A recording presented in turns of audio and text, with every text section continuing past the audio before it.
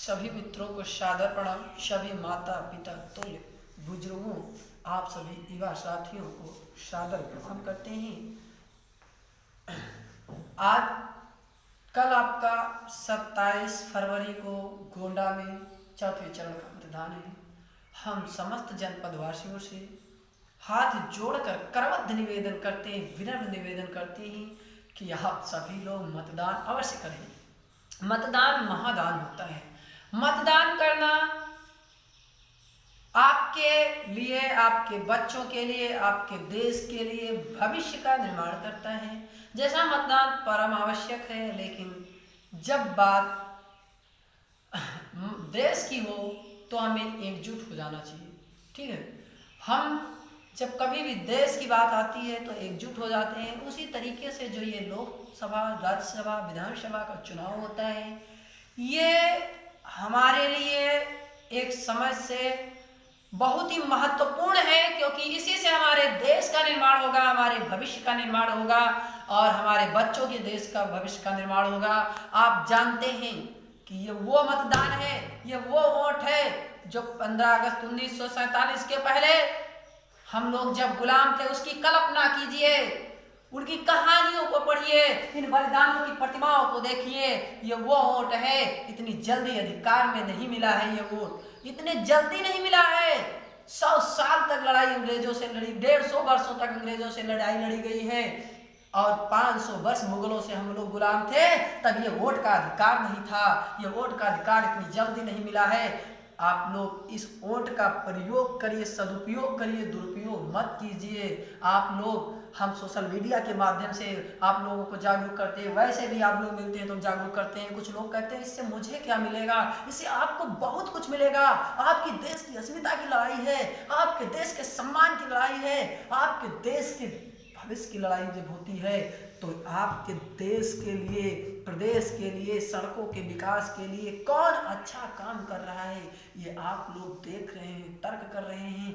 आप लोगों जो बुजुर्ग हैं, युवा साथी बुजुर्ग हैं, वो देख चुके हैं, महिला हैं वो देख चुकी हैं कि कौन कैसा क्या कर रहा है। आप लोग उस हिसाब से मतदान कीजिए, लेकिन मतदान अवश्य कीजिए। कुछ महिलाएं कहती हैं हम अत्यंत तबीयत खराब है, नहीं जाएंगे, या अस्वस्थ हैं, या किसी मजबूरी में, किसी भी परेशानी में आप लोग हैं तो जरूर मतदान में जाइए। मान लीजिए आपकी तबीयत घर पर खराब है तो क्या आप लोग दवा कराने नहीं जाते? उसी तरीके से जरूर जाइए। मान लीजिए दीपावली है, होली है, दिवाली है, आप लोग कोई त्यौहार ऐसा नहीं है, नहीं पूरा मना पाते, तब भी थोड़ा मनाते हैं, तो इसलिए जरूर जाइए, थोड़ा जाइए, समय निकाल करके जाइए, जरूर जाइए। किसी भी समय जाइए, आप मोटरसाइकिल से जाइए, चौपहिए से जाइए, किसी से जाइए, पर जाइए जरूर, मतदान जरूर कीजिए। 100% मतदान हो, इसके लिए हम आपसे करबद्ध निवेदन करते हैं। ये इतनी जल्दी मिलने वाला वोट नहीं है, ये वोट का ताकत कोई मामूली नहीं है। युवा साथी जो हैं, जो भी पहली बार मतदान कर रहे हैं, वो लोग ध्यान रखें, रोजगार की बातें ध्यान रखें। कौन रोजगार की बातें कर रहा है,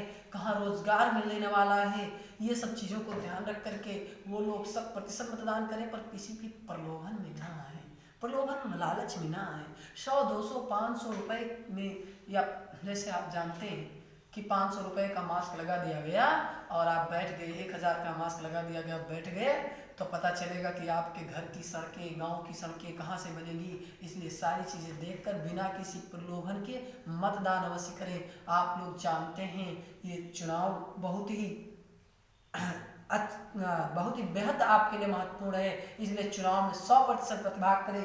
इन प्रतिमाओं को देख लीजिए, तुम मुझे खून दो मैं तुम्हें आज़ादी दूंगा। ये खून लेकर के आज़ादी दिए थे और अपना स्वयं बलिदान चले गए थे, तब हमारे देश में ये लोकतंत्र लागू हुआ था।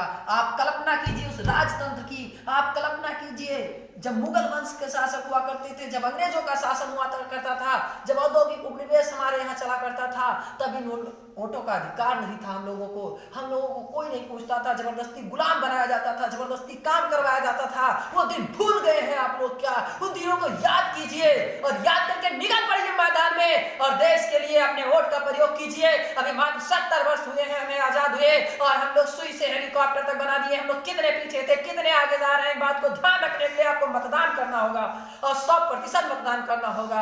आपके बुजुर्ग साथी, आपके देश घर का कोई बाहर है तो उसे जरूर बुलाओ, मतदान करो। अभी बहुत समय है, अभी कल तक तो बहुत समय है, कल शाम 5 बजे तक वोट पड़ना है। आप लोग वोट जरूर डालें। वोट डालने से आपके लिए भविष्य का निर्माण होगा, आपके उज्जवल भविष्य की कामना होगी। कोई बाहर है उसे अवश्य बुलाएं, कोई घर पर है उसे अवश्य ले जाएं। मतदान, महादान, मतदान जरूर कराएं, बिना किसी प्रलोभन के कराएं। आप इतना जरूर ध्यान रखें। वो महिलाएं, सबसे ज्यादा महिलाएं नहीं जाती हैं मतदान करने। हम उन महिलाओं से, बहनों से, माताओं से हाथ जोड़कर करवत निवेदन करते हैं। आप लोग सोचिए कि क्या इन महिलाओं की वही स्थिति थी? कभी महिलाओं की क्या स्थिति हुआ करती थी? घर से निकलने पर क्या हाल हुआ करता था? 18 वर्ष की बालिकाएं, आज भी हमारे गाँव में हमने देखा है कि तमाम 18 वर्ष की बालिकाएं हो गई हैं, फिर भी उनका मतदान के लिए उनका वोटर लिस्ट में नाम नहीं डलवाया गया, नहीं बढ़वाया गया। ये गलत बात है। क्यों नहीं बढ़वाया गया? ये वो बालिकाएं हैं जो आज कम से कम 18 वर्ष तक घर में सुरक्षित बैठी हैं, उनकी शादी तो नहीं हुई है, वो 12 वर्ष की शादी कर दी जाती थी, या बाल विवाह प्रथा हुआ करती थी। ये हमारे देश के नेताओं ने, महानेताओं ने अधिकार लाया कि वो आज 21 वर्ष 18 वर्ष तक अपने घर में सुरक्षित रह सकती हैं, बाल विवाह जैसे बंधन से बच गई। नहीं तो वो 18 वर्ष 12 वर्ष की आयु में उनके माता पिता उन्हें क्या कर देते थे? विवाह कर देते थे। वो लड़का बाद में क्या होगा? लड़के बाद में बड़े होंगे भी, 12 वर्ष का बालक ना समझ होता था, बाद में जाएगा, बड़ा होगा तो क्या बनेगा? चोर बनेगा, डाकू बनेगा, डकैत बनेगा, लुटेरा बनेगा, क्या बनेगा? इसका क्या पता था? लड़का भी ये सोचता था मेरा विवाह हो ही गया है, मैं जीविकोपार्जन कर लूंगा, मुझे पढ़ने की क्या जरूरत? पड़ता भी नहीं था। इस तरीके से हमारा देश बहुत गुलामी की हथेलियों में जा रहा था। राजा राम मोहन राय जैसे नेताओं ने खड़े होकर के हमारे देश के लिए, स्वामी विवेकानंद जैसे नेताओं ने, सभी लोगों ने मिलकर के बढ़ चढ़ करके भाग लिया और बालिकाओं, महिलाओं के लिए समर्थन लाया और ऐसे सम्मान ला करके खड़ा किया, जिससे आज महिलाएं घर में सुरक्षित रूप से, सड़कों पर सुरक्षित रूप से घूम रही हैं, कॉलेज में सुरक्षित रूप से पढ़ने जा रही हैं। उन याद कीजिए ज्योतिबाबाई फूलों की घटनाओं को, जब एक भी लड़कियां, एक भी बालिकाएं विद्यालय में नहीं जाया करती थी पढ़ने। आज देख लीजिए, कोई भी विद्यालय ऐसा नहीं है जिस विद्यालय में बालिकाओं की संख्या ज्यादा ना हो, लड़कियों की संख्या ज्यादा ना हो, छात्राओं की संख्या ज्यादा ना हो। छात्र से छात्रा का अनुपात ज्यादा बढ़ रहा है। इसलिए हम सबसे ज्यादा उन माताओं से, बहनों से निवेदन करते हैं, उनसे करवत निवेदन करते हैं कि सभी बहनें, सभी माताएं मतदान में जरूर प्रतिभाग करें, किसी भी रूप में करें, कैसे भी करें, मतदान में प्रतिभाग जरूर करें। जिनका इस बार नाम नहीं है वो अगले बार होने वाले चुनाव में स्वयं इस चीज का ध्यान रखें और जरूर ही मतदान के लिए बढ़े। दूसरी बात हम ध्यान रखेंगे, अल्पसंख्यक वर्गों को हमने देखा है, अल्पसंख्यक को प्रलोभन ज्यादा दिए जा रहे हैं। जो पिछड़े हम नहीं कर रहे हैं, अल्पसंख्यक तो इस समय राष्ट्रपति तक हैं, लेकिन जो अल्पसंख्यक वर्ग के लोग हैं, उसके बाद जो दलित वर्ग के लोग हैं, इन दलित वर्ग के लोगों को भी बहुत प्रलोभन दिया जा रहा है। आप लोग ध्यान रहे, प्रलोभन में मत आइए। ये प्रलोभन कीजिए, लेकिन किस चीज का प्रलोभन कीजिए? कुर्सी का प्रलोभन कीजिए, कुर्सी का, सम्मान का प्रलोभन कीजिए। ये वक्त सम्मान मांगने का है, ये वही वक्त है, कल ही सारी काम हो जाएगा, सब कुछ काम कल खत्म हो जाएगा।